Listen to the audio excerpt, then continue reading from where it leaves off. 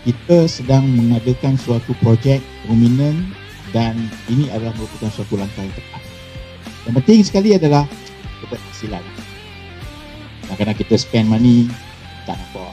Keupayaan vendor yang kita lantik itu untuk menyampaikan ataupun memberikan outcome.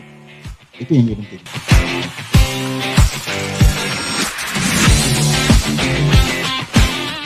Saya ucapkan ribuan terima kasih kepada PPK Sepang, LPP dan juga PPN atas bantuan dan juga sokongan yang diberikan kepada Pembakar Tulen, dan saya harap kelebihan ataupun kejayaan yang kita akan capai hari ini akan dapat kita raih dengan lebih baik dengan kejayaan di masa akan datang.